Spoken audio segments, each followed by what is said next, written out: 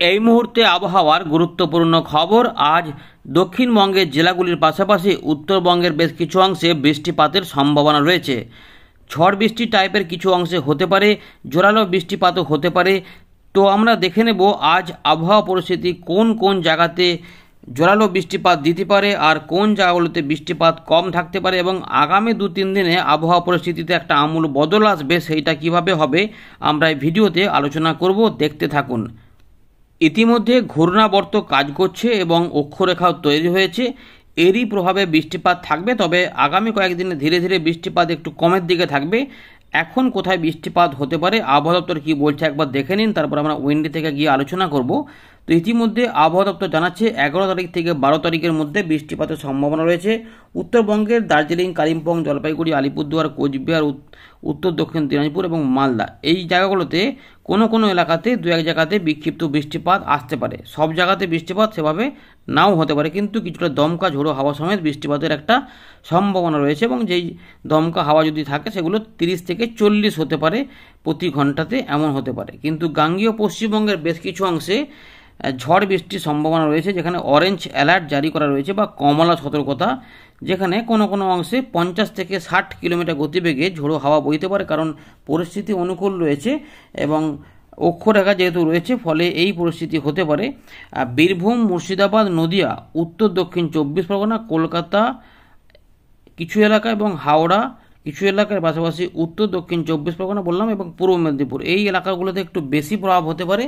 এর পাশাপাশি পুরুলিয়া, পশ্চিম বর্ধমান, পূর্ব বর্ধমান, বাঁকুড়া, ঝাড়গ্রাম এবং পশ্চিম মেদিনীপুর, হুগলি এই এবং হাওড়ার যে পশ্চিম দিকগুলো আছে এখানেও কিছুটা প্রভাব পড়তে পারে, কিন্তু কিছু অংশে জোরালো হবে বলে আবহাওয়া দপ্তর বলছে। অরেঞ্জ অ্যালার্ট জারি করেছে। 40 থেকে 50 এবং কোথাও কোথাও 50 থেকে 60 কিলোমিটার গতিবেগে ঝোড়ো হাওয়া বয়ে যাওয়ার সম্ভাবনা রয়েছে। যদি বৃষ্টিপাত হয় তখন কিন্তু এগুলো ঘটতে পারে। তো বন্ধুরা, আমরা চলে এলাম উইন্ডির লাইভ স্ক্রিনে। আকাশ কিন্তু আংশিক মেঘলা থেকে মেঘলা হয়ে যাওয়ার সম্ভাবনা রয়েছে।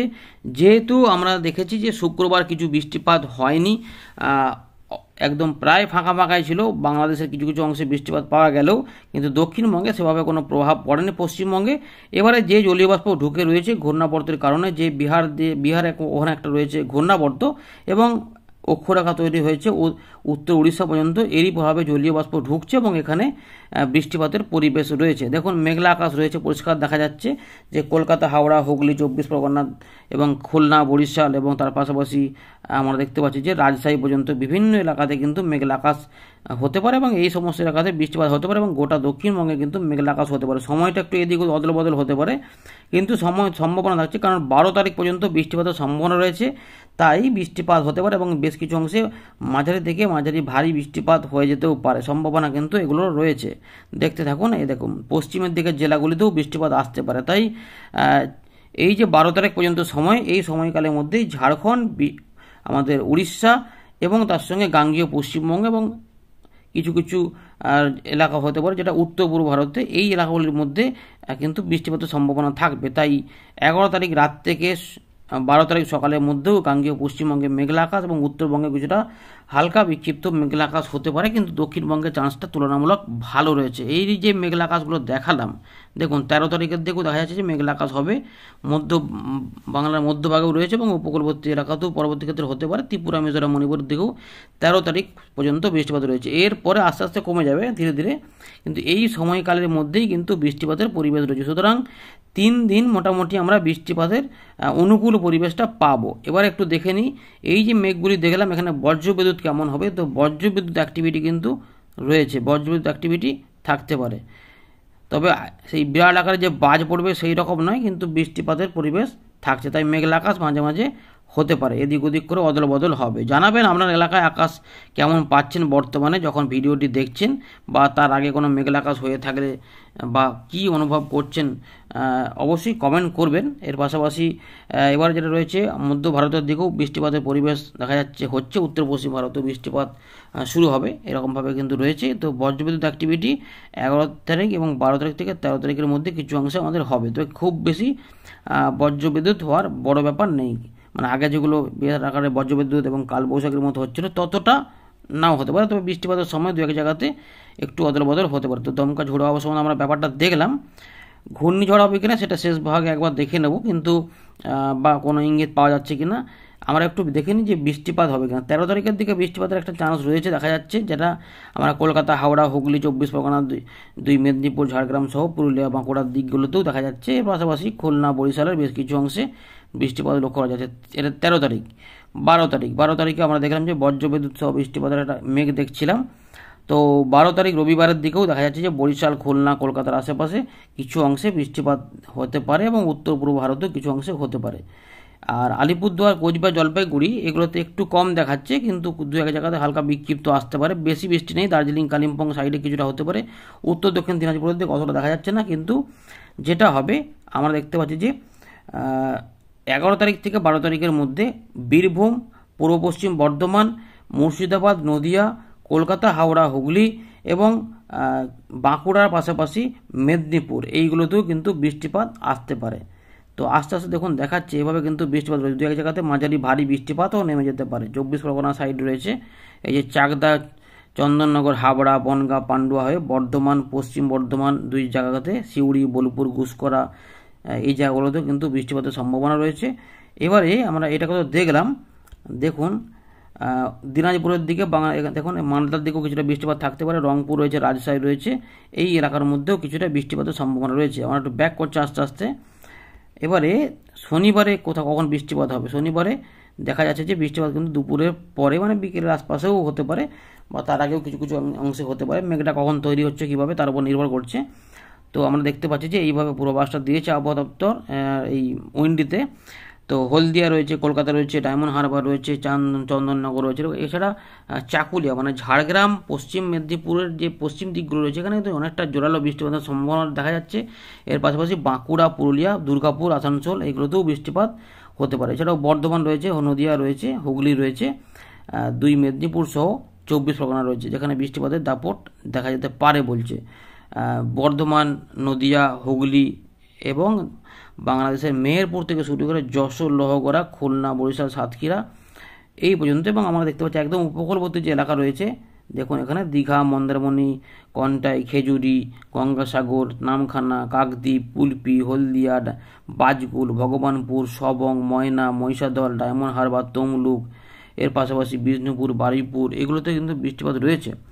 এছাড়াও দেখা যাচ্ছে যে জোরালো বৃষ্টিপাত শান্তিপুর রয়েছে, চন্দননগর রয়েছে, এই জেলার মাঝখানটা রয়েছে পান্ডুয়া, চাকদা, বনগাঁ, রানাঘাট, বেনাপোল, হাবড়া এবং পূর্ব বর্ধমান, নদিয়া, এখানে এই মাঝামাঝি যে এলাকা রয়েছে মেমারি রয়েছে, ভাতার, মন্টেশ্বর, মঙ্গলকোট, গুসকরা এই দিকে রয়েছে, কাটোয়া, কালনা এদিকেও হতে পারে, মুরাগাছা, চাপড়া, কৃষ্ণনগর, দর্শনা, কটচাঁদপুর, ঝিনাইদহ, ফরিদপুরের দিকেও বৃষ্টিপাত হতে পারে। ফরিদপুরে কিন্তু বৃষ্টিপাতের সম্ভাবনা কিছুটা রয়েছে, তবে একটু হালকা বিক্ষিপ্তর উপর রয়েছে। কিন্তু আমাদের পশ্চিমবঙ্গ সহ সংলগ্ন বাংলাদেশে কিছু দেখুন বৃষ্টিপাত হতে পারে। রাজশাহীর দিকে, মালদা, দিনাজপুর, দক্ষিণ দিনাজপুরের দিকে চান্স বেশি রয়েছে।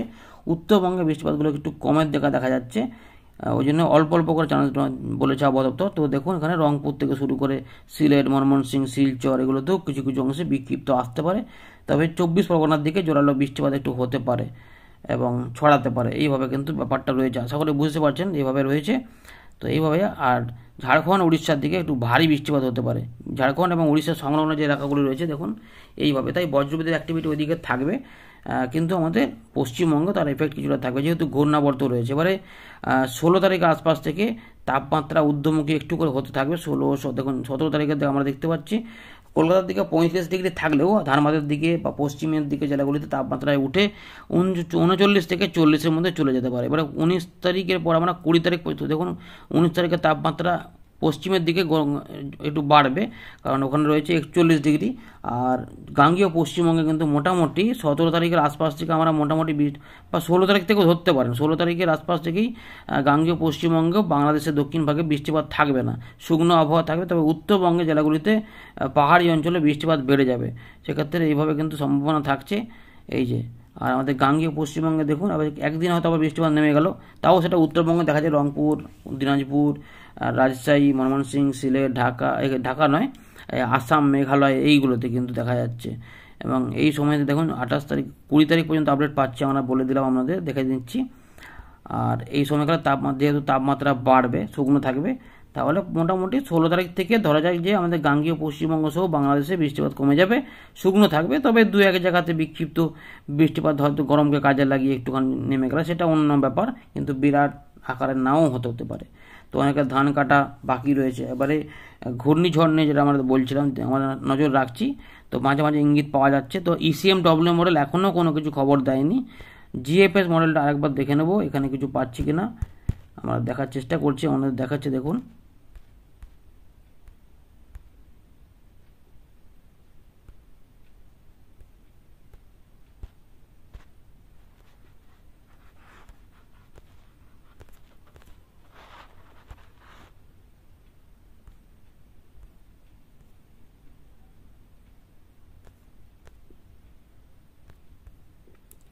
দেখুন GFS মডেলটা আমরা এলাম বায়ুর চাপটাতেই দেখাই। 15, 16, 17, 18, 19, 20 তারিখ পর্যন্ত দেখতে পাচ্ছি আমরা সামান্য ঘূর্ণাবর্তের পরিস্থিতি রয়েছে, কিন্তু এখনও সেই ঘূর্ণিটা দেখা যাচ্ছে না, যেটা দু একটি আপডেট আগে দেখা যাচ্ছিল, কিন্তু এখনও এদিকে দেরি দেখাচ্ছে। কিন্তু পরিস্থিতি অনুকূল রয়েছে, যখন তখন শুরু হতেই পারে, সম্ভাবনা থাকতে পারে। সেগুলো আমরা আরও পরবর্তী ক্ষেত্রে আলোচনা করব। ধন্যবাদ।